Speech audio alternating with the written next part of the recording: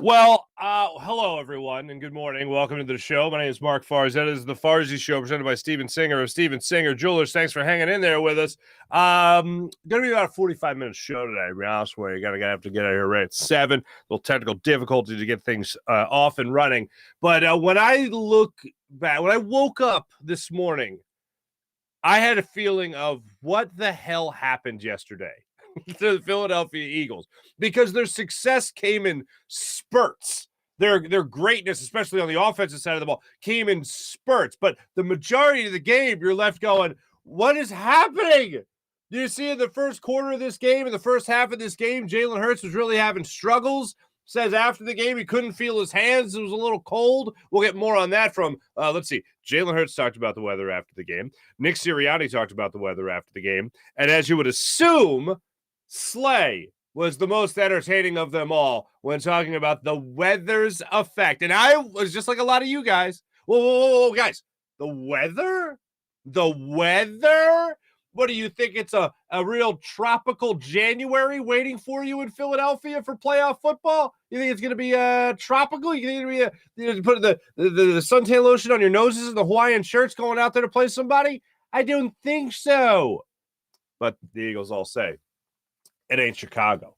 Oh, the Eagles are going to be playing the playoffs in cold January. What are they going to do then? It ain't Chicago. According to Jalen Hurts, according to Darius Slay, according to Smitty, talked about it as well after the game, it's still not Chicago. But bottom line, I was probably like a lot of you guys as well. I was worried. And it felt like as this game was going on, like it was all this dust. And when the dust finally settled, when the chaos finally calmed down, Jalen Hurts had himself some touchdowns. A 300 passing yard game. He had 2 wide receivers with all their over 100 yards receiving, and the defense had 6 sacks and another forced turnover. And the Eagles win by 5 points over the Chicago Bears on the road, and they're 13-1. What? How did that happen? I watched. I'm like thinking about it right after the game. I'm like, how do I summarize what just happened here? And literally, I just watched the Eagles play one of their worst games of the season. Like, watching the game. I know you look at the stat sheet and you're all warm and fuzzy and looking at the stat sheet go, but this is great. And you're right, all that is great because you get those numbers, odds are things are pretty good for you. And you're looking at those numbers and you go, this is great. But I just played, and this is what is so weird about this, and I might be the biggest homer ever for this sentence. I just watched the Eagles play one of their worst games of the season, especially on the offensive side of the ball. And yet, I have never been more confident that this team, that Jalen Hurts is going to be the MVP of the league, that this team is going to clinch the number 1 seed, which they only need to win to do so, and I never felt better about them winning a Super Bowl. That's how I feel about this team. After watching one of their worst games of the season played against one of the worst teams in the league, I've never been more confident of Jalen Hurts winning an MVP this year and the Eagles winning the Super Bowl. Make it make sense. Like, that's how I feel, and I can't even explain why I feel that way. The best thing I can throw out there to support why I feel that way is because they played so terrible against such a terrible team, yet still won this game. And up until last couple of minutes, I heaved there by Justin Fields where there's a total breakdown in coverage, and they got that last touchdown. Up until then, you felt like, okay, this is going to be a comfortable win. Oh, maybe not that comfortable, but still someone they're going to take control if they need to at any point in this game. And they sort of did. They sort of did. But the fact that they can play that bad to any NFL team and still win that game is pretty incredible to me. The fact that they can overcome the turnovers that they had offensively. 2 interceptions by Jalen Hurts. What? A fumble by Miles Sanders, his first of the season, and lost. What? And yet they still come back and win. So I think if we're going to applaud anything in this game, it's not necessarily to focus just on the quarterback and say, oh, well, Jalen Hurts almost lost in the game, or Jalen Hurts won in the game, or Jalen Hurts still overcame. Even that, it's nice that he overcame. But the focus for me is the defense.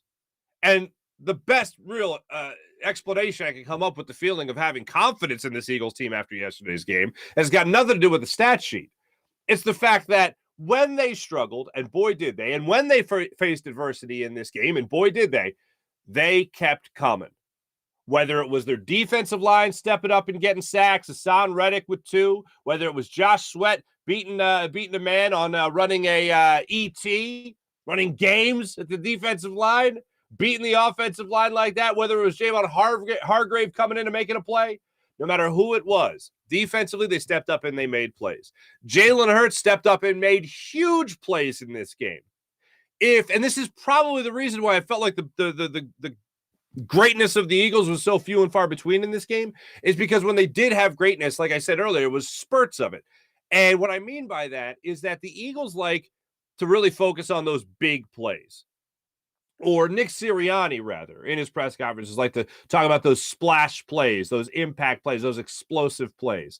The Eagles had 7 explosive plays today, and the Eagles categorized that as 20 yards or more. And they had 7 plays of 20 yards or more. Smitty had a big catch down the sideline. A.J. Brown had a big catch down the sideline. I mean, these guys were making play. Miles Sanders, when he finally got involved in the game plan, which I know that was driving a lot of people crazy. Like, regardless, there is no excuse for Miles Sanders to get his first touch of the game when there's only 6:40 remaining in the first half. There's no excuse. He should be a part of your game plan from jump. And for whatever reason, it's like you got to beg and plead for Shane Steichen and Nick Sirianni to get this guy involved in the game plan. No excuse for it whatsoever. Even if Devontae Smith and A.J. Brown are eating, as somebody pointed out to me on Twitter, even if they're really getting it done, as somebody pointed out to me on Twitter, even if that's happening, you should still have Miles Sanders, I don't know, have a couple of touches, have a couple of carries in that game. Especially also, hey, if your quarterback can't feel his hands, and you're not handing the ball to your running back, your 5th leading rusher in the NFL. Now, I don't know if Jalen Hurts is going over to Nick Sirianni and be like, I can't feel my hands. And Nick Sirianni's like, well, the hell with that. Shane, keep dialing up those throws. Like, you think that's happening? I hope not. I hope there's some open, some more communication. Like, I don't know. My hands aren't with me. I can't feel them. And they're numb. I didn't prepare for a frigid, cold day like today, apparently, which he admitted after the game. But the fact that he said that after the game just made me more angry that you weren't giving the ball to Miles Sanders more. So as this game's unfolding, you're bouncing back. As you're struggling, you're bouncing back. And if I do have to put my finger on one thing as to why I still have confidence, such confidence, even the highest level of confidence I've ever had in this team as the year has gone on, it's the fact that they faced adversity in this game against a bad football team. At times, yes, it looked like they were certainly playing down to their opponent. But man, they kept coming. Whether it was the defensive line, whether it was your DBs, Avonte Maddox stepping up, finishing off a hit by Hassan Reddick to force the only turnover of the game by the Bears. That's pretty special. Jalen Hurts to find those big play opportunities. Hell, they even, from the second to the 4th quarter, and it's a shame the Eagles got nothing out of this, but they had a 19-play drive that started towards the end of the 3rd quarter and finished in the beginning of the 4th quarter. That lasted 8 minutes and 38 seconds. 19-play drive. That lasted 8:38. And it was unfortunately squandered when Jake Elliott doinked it. A singular doink off the Chicago Bears goalpost. Damn it, man. Eagles still ended up coming back. It felt like nothing was really going on in this game for the longest time. You're about to go, and this is another thing. A low point for me in this game was they were about to go into halftime. And remember, they were getting the ball back in the second half. They were getting the ball to start the second half. They were about to go into halftime down 6-3. Jalen Hurts then leads this team on a 9-play, 91-yard scoring drive. That was capped off by his 22-yard run up the middle that apparently, again, pre-snap read, he checked into, saw something open in the middle line of scrimmage, and said, you know what? I think it's going to open all the way down the middle of the field. 22 yards later, a hike, and 22 yards later, Eagles are on the board, and they're leading 10-6 going into halftime. What happens next? They come out of halftime. Boston Scott gets a 58-yard kickoff return. And Jalen Hurts then says, thanks very much. 6 plays. Touchdown. Next thing you know, it's 17-6. Again, short spurts. All of a sudden, you're all of a sudden up in this game before you even blink. We were down 6-3. Now you're up 17-6 before you even know what happened.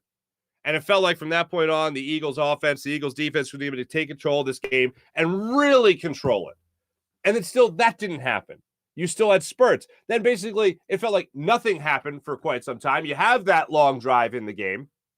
You have that 19-play drive that results in the doink by Jake Elliott. And then A.J. Brown steps up, gets a huge reception. Jalen Hurts then punches it in another touchdown. And you're feeling like finally all is going to be right with the world.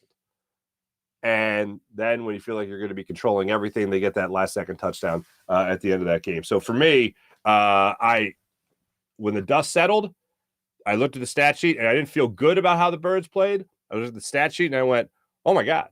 Like, I felt good about the fact that they obviously could respond to adversity.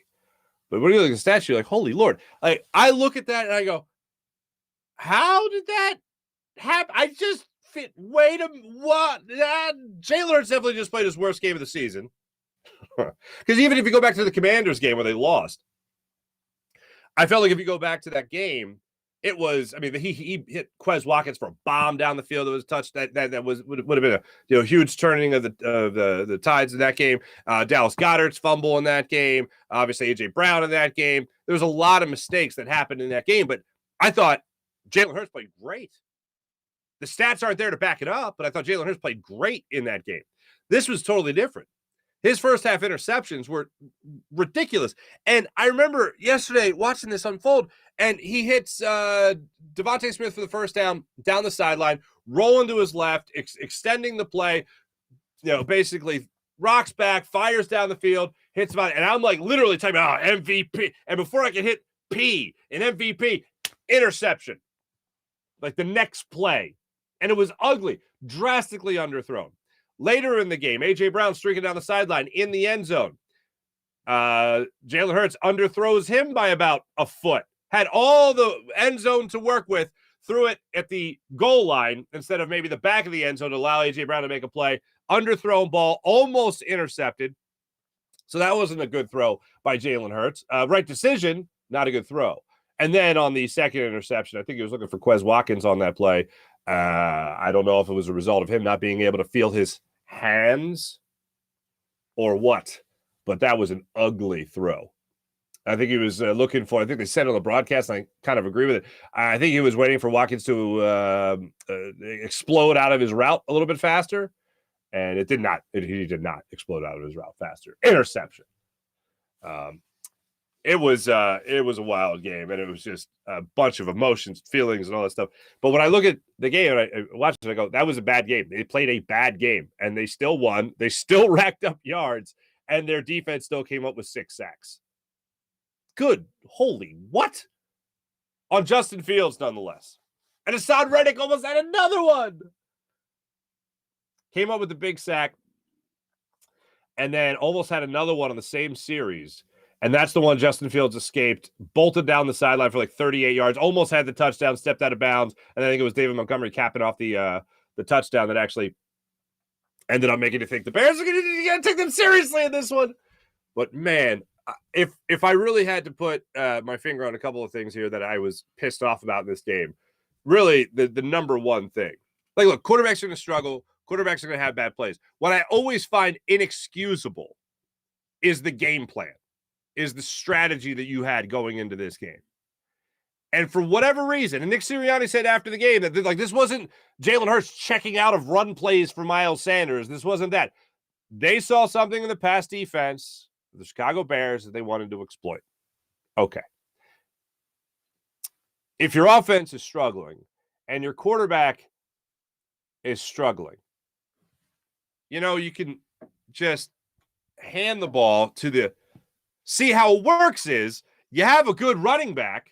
I'll go ahead and say great running back this season in Miles Sanders, and you can take the football, you have the ball, and you hand it, you hand the ball to the running back, who then takes it, alleviates the quarterback of all of the pressure, allows the quarterback to put his hands back in his warmer, and the running back runs the ball. See how it works? Runs the ball The running back runs the ball and hopefully gets yards.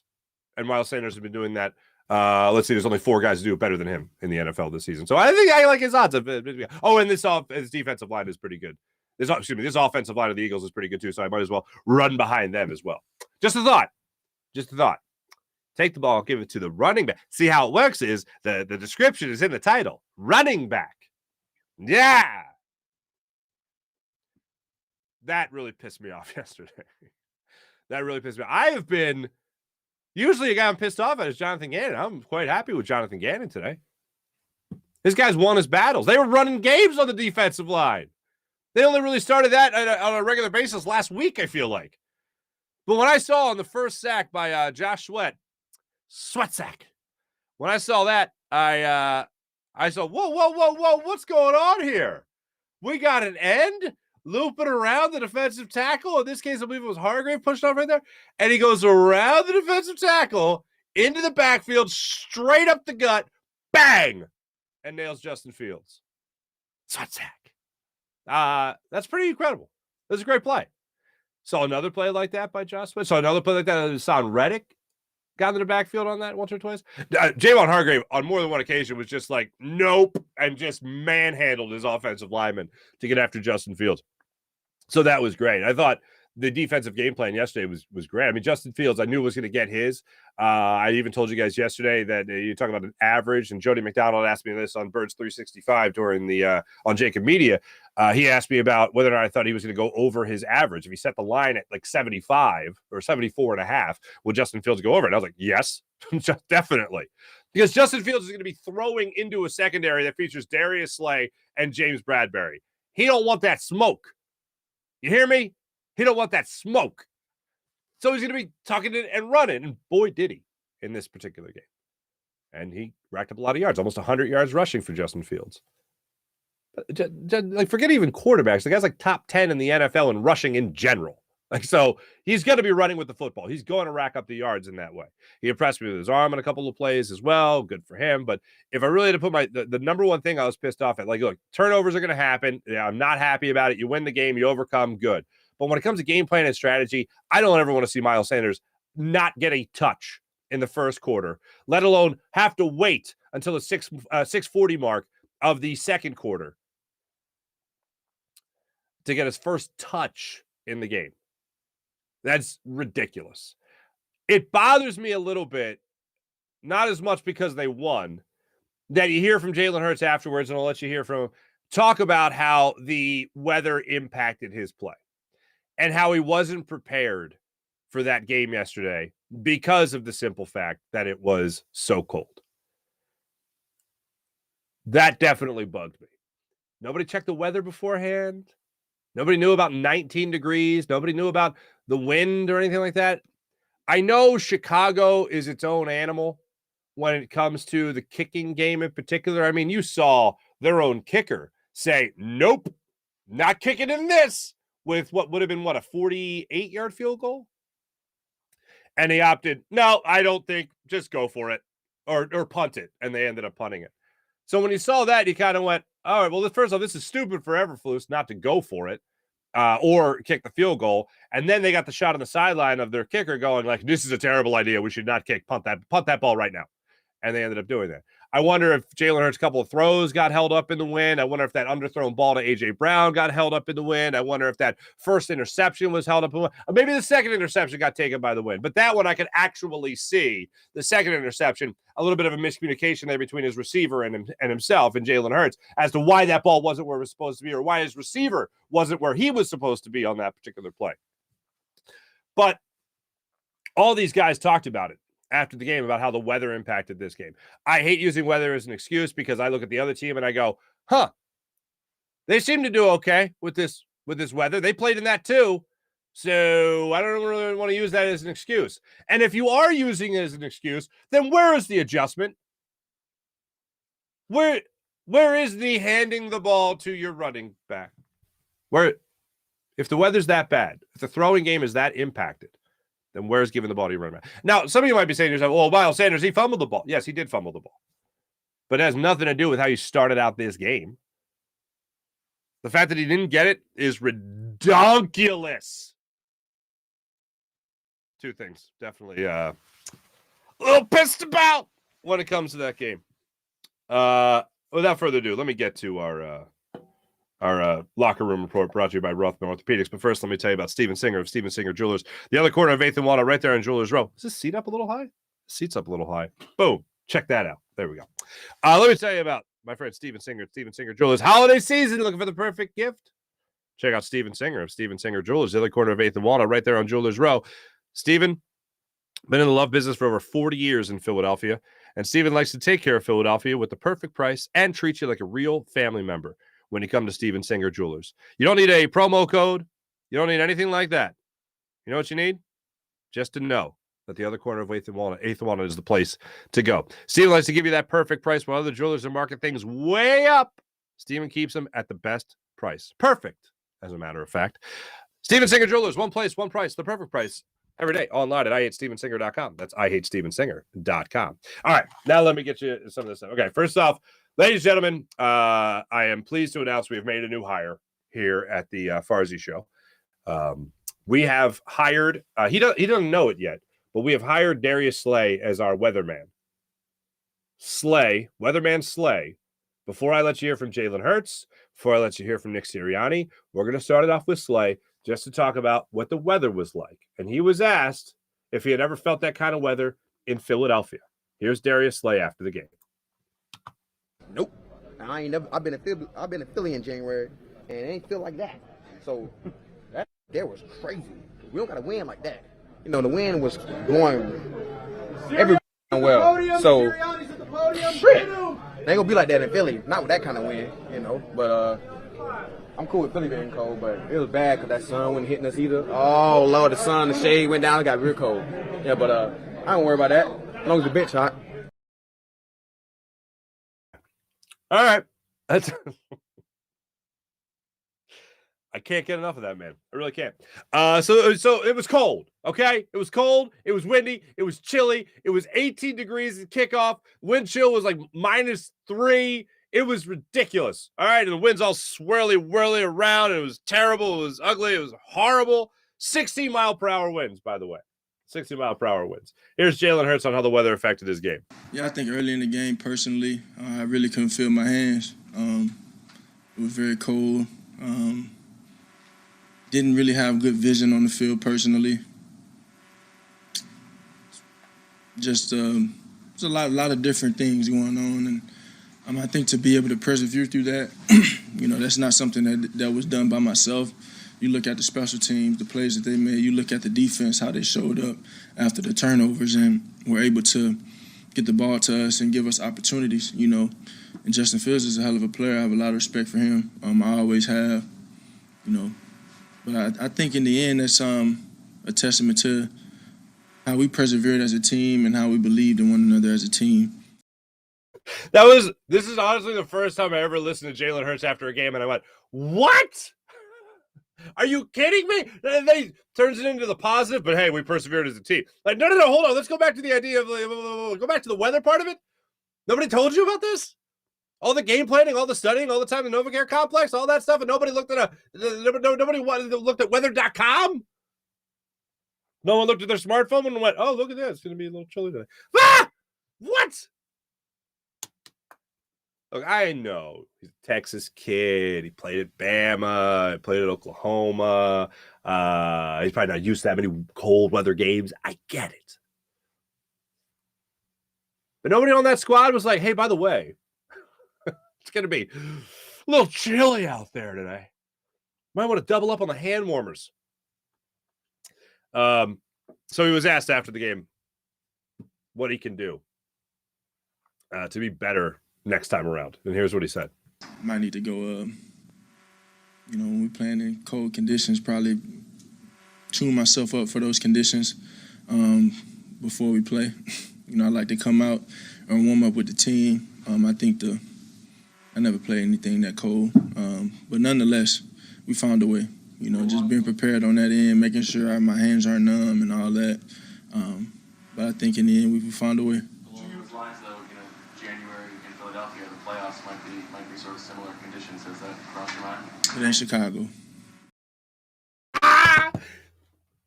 I can say this. If you don't travel a lot, there are definitely different types of cold. I will, to support what Slay was saying, Weatherman Slay, whether it's Slay saying it, whether it's Smitty saying it after the game, and he said the same thing. He said the exact same thing. It ain't Chicago, or it ain't Philly. Philly ain't Chicago. Hurts saying it, or you'll hear Nick Sirianni talking about it also. There are definitely different kinds of cold. Philly cold is not Chicago cold. Chicago cold is not Green Bay cold. And Green Bay cold is not Minnesota cold. And I've experienced all those. Now, if you're listening to this, you might be like, yeah, we ever been to Alaska? You ever been to Alaska cold? Because that's cold. And you know what? You take the taco on that one, pal, okay? You get the heat lamp next to your bed because I got nothing on that one. But in terms of the different types of cold, like the different heat, it's a dry heat in Arizona. I always thought that was BS until I was in Arizona walking around and I was like, man, it's like a balmy 90 degrees out here. It's ridiculous. Go inside to the trailer for Sunday Night Football and I look at the temperature thing. It was 113 degrees. 113 degrees. There's different types of cold. There's different types of heat. I've experienced them. It's bonkers. So I believe them when they say it, Philly and Chicago. Okay. Well, then let's hope this was a nice warm-up lap. Let's hope this was a learning experience, and that was something else Jalen Hurts said. This is a learning experience for the future. All right, so when you get to, 20 degrees in Philly and maybe not as windy in January, when you get to, that type of weather in 30 degrees, let's say, in a playoff game in Philly, let's just say that you'll be fine. This ain't Chicago. This is nice. This is tropical. I think I'm going to take my sleeves off. Do you want your giant overcoat? No. Are you kidding me? It's Philly January. I'm going to go tanning after this. This is gorgeous. Lane Johnson sitting there with cucumbers on his eyes, getting tan. Lovely. Absolutely lovely. The whole offensive line after the Christmas album. Beautiful. So yeah, they thought it was fine. All right. Now let's wrap up the weather conversation. Nick Sirianni was the last one to chime in was the last one, at least on this show, that'll chime in on the weather from yesterday's game, how it affected play with Jalen Hurts in particular. The weather, it was cold out there and it was windy off and on. But he struggled a little bit. I mean, that early throw that got him a pick, he just doesn't have a lot of interceptions. So I would say that play was they were knocking on the door back there. I would say that play was a struggle for him, but he just really bounced back and had threw the ball well in tough conditions, and you have to be able to do that as we continue on, right?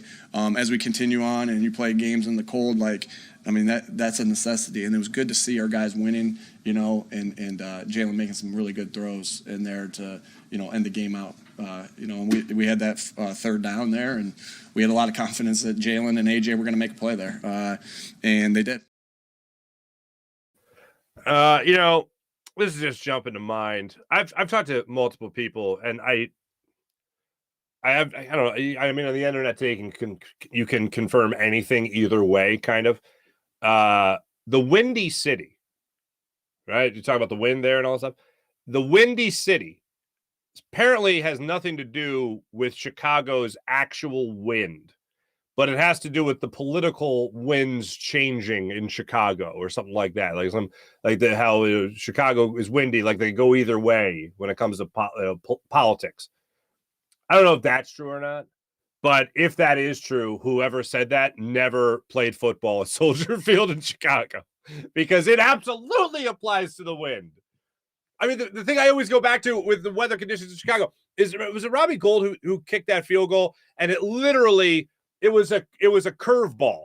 It was a slider is what it was. It was headed right to the goal and then literally hard left turn. Actually, I think right turn. Wide right. It's a horrendous stadium weather-wise. I have been there, but it was like early in the season, and it wasn't that bad. It wasn't that bad for me, at least. So that was Nick Sirianni, last thing on the win there. All right, now let's get to the positive of this. Talking about guys that were able to overcome struggles in this game. Jalen Hurts was obviously one of them, and this is why he is proud of his teammates for being able to overcome the struggles that they all had, especially himself, in this game. I'll never have a doubt in the outcome. of what we want. You know, I know what we work for, and I never have a doubt in that.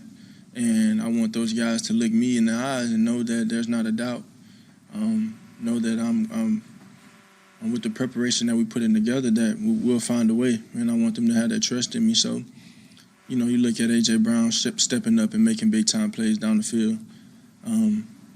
Smitty, you know, everybody showed up everybody showed up when it was needed.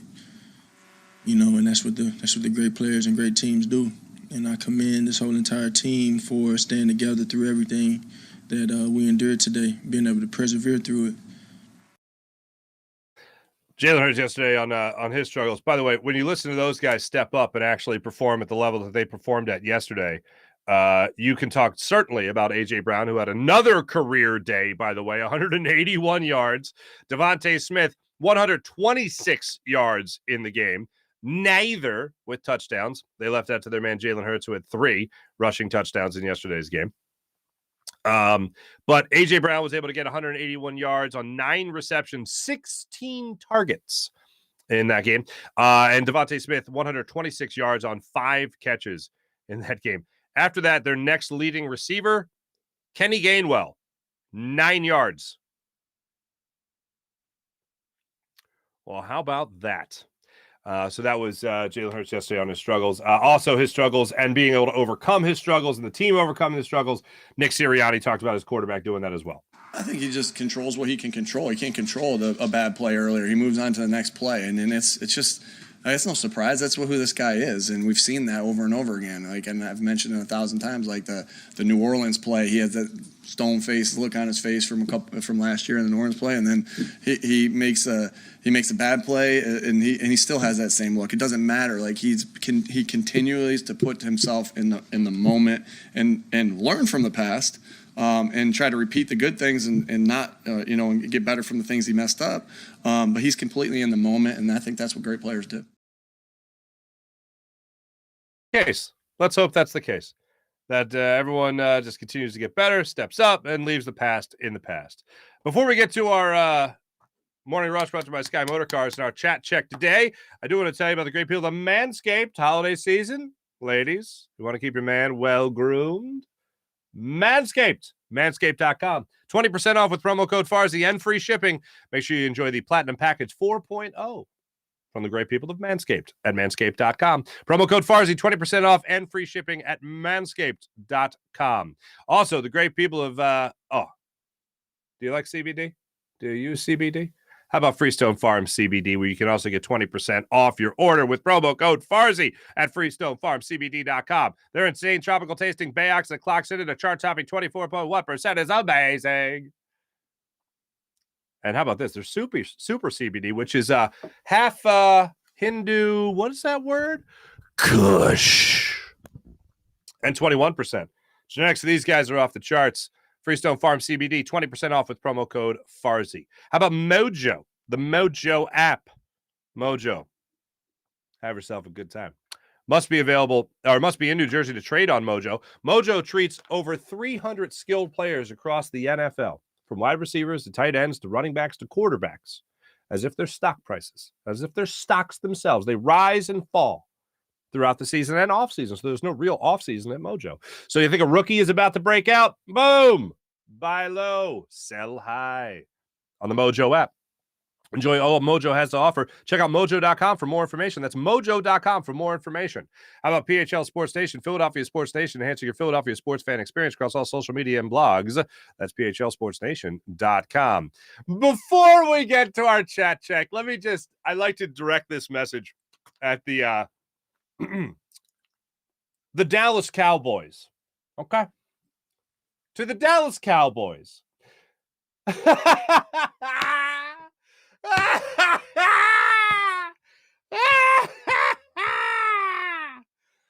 Oh, geez. Oh, my good Lord. And now to Doug Peterson. Thanks, Doug. Love you. Happy holidays. You're the best. Oh, that was good. Oh, you know what sucks about trap games is when you actually get trapped in them. like the Dallas Cowboys did against the Jacksonville Jaguars. Against the Cowboys, we're looking ahead at the Philadelphia Eagles and Jalen Hurts. You know, the thing that sucks about letdown games is when you actually lose them and get let down. Like the Dallas Cowboys did against the Jacksonville Jaguars. You know what really sucks? When you have a non-divisional opponent ahead of a divisional opponent and you're fighting for your playoff seeding and you're fighting even for your last-ditch efforts to win something, you know, and all that stuff, and, you know, you do that, and then you look ahead to your next opponent and don't focus on the game at hand and end up blowing a huge 21-7 lead. Oh, my God. That sucks. That's gotta, baby. That just, yeek. Man, that sucks. That's a shame. By the way, I feel it's a good time to tell you that this year's the pregame show for the Jacob Media YouTube channel that'll be on n6abc.com. We will be remote during that show. I will be doing that pregame show next week ahead of the Cowboys game from my mom and dad's house in the burbs, babe. I'll be there. I'll be prepping the 7-fish dinner. I'll be prepping the 7-fish dinner.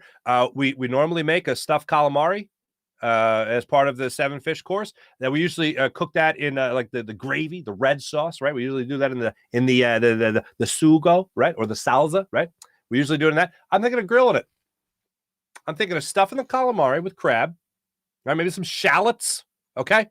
Then grilling it instead of letting it soak in that nice red, marinara. Oh, nice.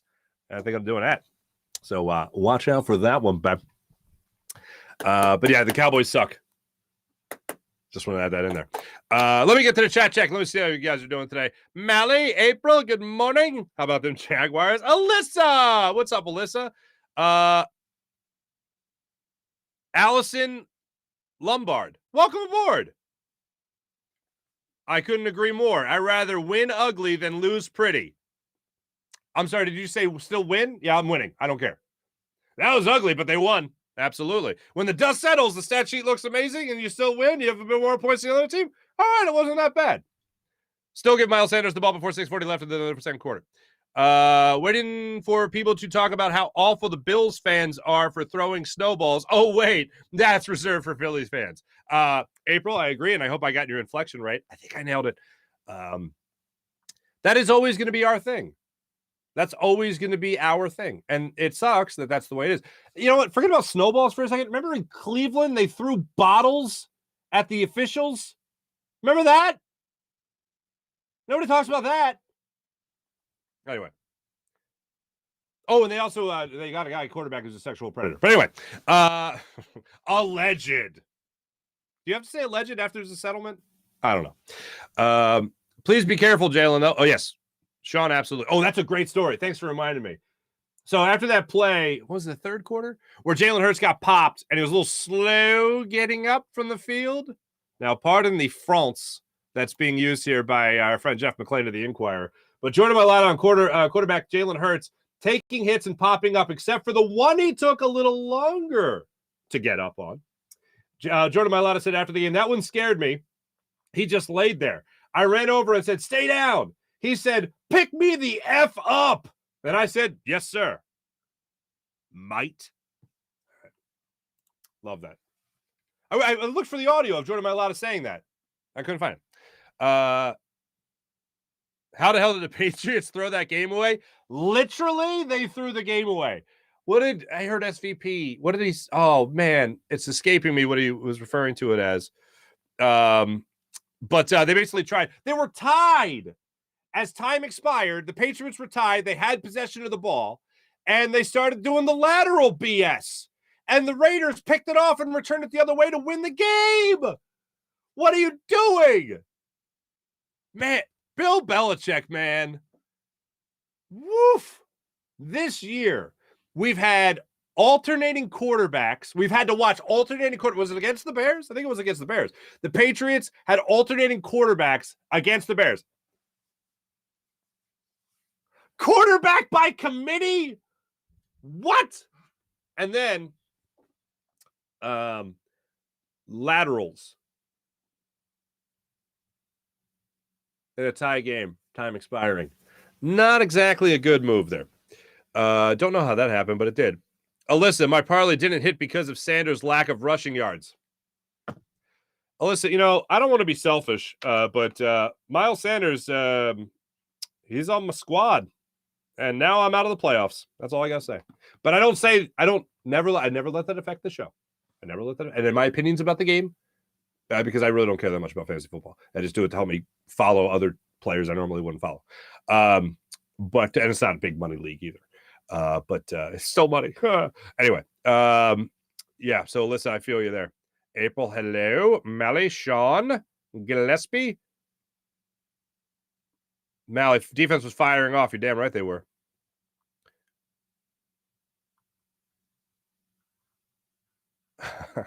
Sean, I would have actually been okay with losing to the Bears. Just beat one more NFC East opponent, Dallas. We're all rooting for that. Jeff, Eagles win a close game. Bears cover the 9-point spread as predicted. Jeff, way to go by you. Dallas is a -1.5 favorite versus the Eagles. The line in Vegas screaming Dallas will cover now that Eagles don't need this win. I think the Eagles know what's at stake here. They just got to win one. I get it. But the Eagles can win this game in Dallas and then chill. That's basically what can happen here. And I think if you're going to end the season on a win, you want it to be, if you're going to end your really giving a damn season with a win, you want it to be against the Dallas Cowboys. That's an exclamation point to a 14-1 season. Minus the next couple of games you got to play. But that's pretty awesome. Chicago is literally called the Windy City. What was he expecting? A tropical breeze? Says Alyssa. I concur. It's cold. Ian's windy in Chicago in December. Next thing you'll tell me it can snow during a game that blurs everything. Amazing. April makes me think of the Family Guy episode. It's raining sideways. Makes me think of Forrest Gump. Big old fat rain. Mally, that's my quarterback. Damn right. Making sure his hands aren't numb is a good place to start. Jalen. Alyssa, I concur. Sean, that's my quarterback. My holy king. What's up, my holy king? Patriots, ridiculous. Ha ha ha ha. I mean, they got hand warmers in the counter. I'll tell you what, man. Kansas City is another unique cold. I was stage manager for Football Night in America for a season, 2 seasons. And I remember being in Kansas City and I had my gloves on, but it was still freezing. And we had these huge heat things. No, they weren't heat lamps, but they were huge heaters on the set. So the guys weren't like, and I go to warm my hand up before the show. And I'm just looking around the field, taking it all in. It's Arrowhead, it's the playoffs. And Hines Ward is standing 10 feet from me.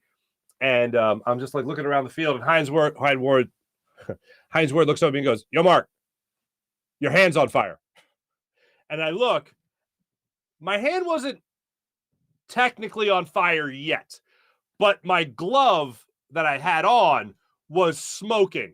I guess the little leather, whatever on the outside of the glove was starting to catch on fire. And my hand, I looked down, you would have thought my hand was a torch with the smoke that was coming off of it violently. And I was like, "Oh my God." And I pulled my hand back and the leather on the outside of the glove was just gone.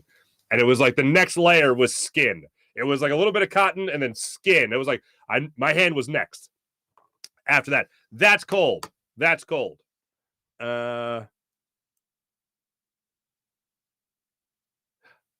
We never make it to 7 fishes. Who has money for that?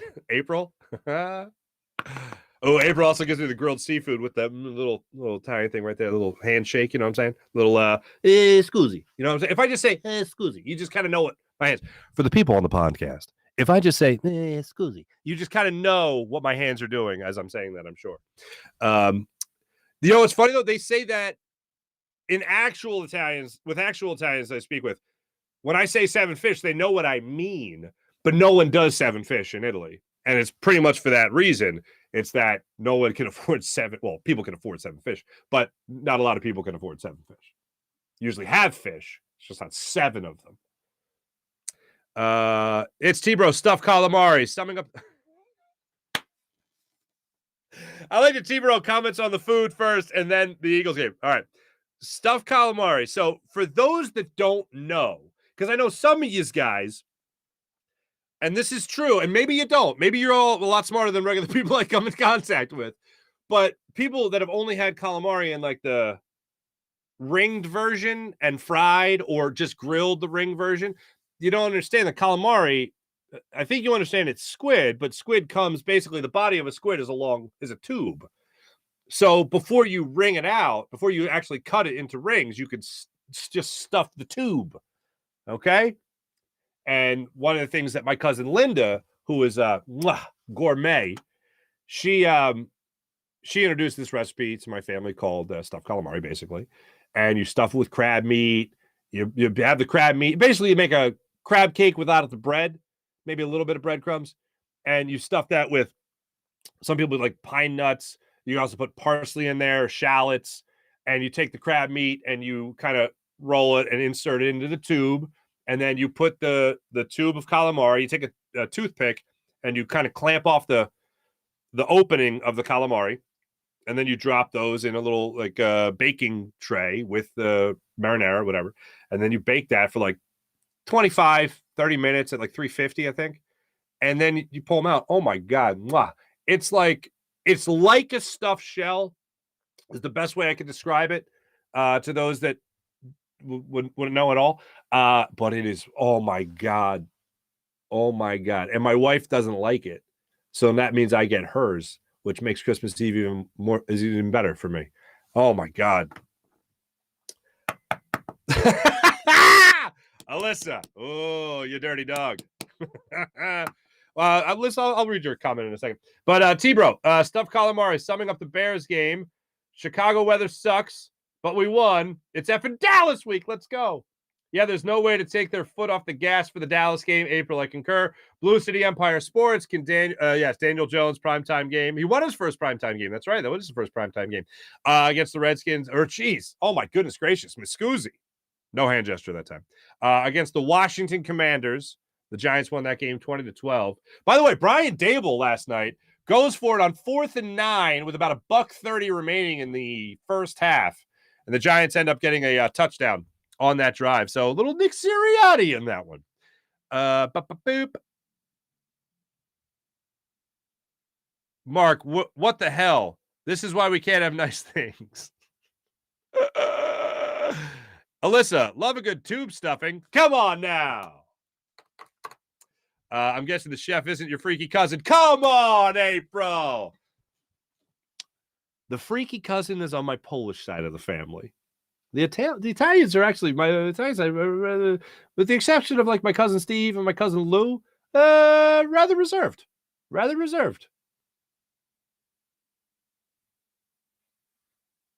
Yeah, that's about right. Thanks everybody in the chat. Thanks everybody in the chat. You guys are great as per usual. Let's get to the morning rush brought to by Sky Motorcars, SkyMotorcars.com. Jags did come back to beat the Dallas Cowboys 40-34. Whenever I see the Cowboys blow a lead or just be terrible in general, I think of the line from It's Always Sunny in Philadelphia. One of my favorite ever from Dennis Reynolds. You dumb bitch. Like, that's what I think of every time. I see the Cowboys do something stupid like that. Like, even though it was tipped around a little bit, I know Dak Prescott threw the interception, pick 6 to end the game, and it was an overtime, and the Jags return it and touchdown. I just thought, you dumb bitch. Like, I think about it every time, and I smile. Oh, it brings me so much joy. Oh, so much joy. But yeah, Dallas lost. Giants beat the Commanders. So that happened yesterday. Tonight, I believe it is the Philadelphia 76ers are back in action against the Toronto Raptors at home, 7:00 tip-off. The Sixers are going for their 5th straight victory. You can't stop them. You can only hope to contain them. Meanwhile, the Flyers are back at it against the Blue Jackets at home after their rough 6-3 loss over the weekend. They're back at it tomorrow night, 7:00 against the Blue Jackets. Thanks for watching. Thanks for listening. Hey, bonus me today. I'll be on Fox 29, a new segment that they love calling Footballed. Get it? with me and Eitan Shander on Fox 29 today at 7:45. Have a great rest of your day. Thanks to Jim Hyde, who produced the program. Did a wonderful job. This is a Buzz Sports Entertainment production. My name is Mark Farzetta. Talk to you guys tomorrow. The Farzy Show is presented by Steven Singer of Steven Singer Jewelers. Have a great one, guys. Talk to you tomorrow. Bye.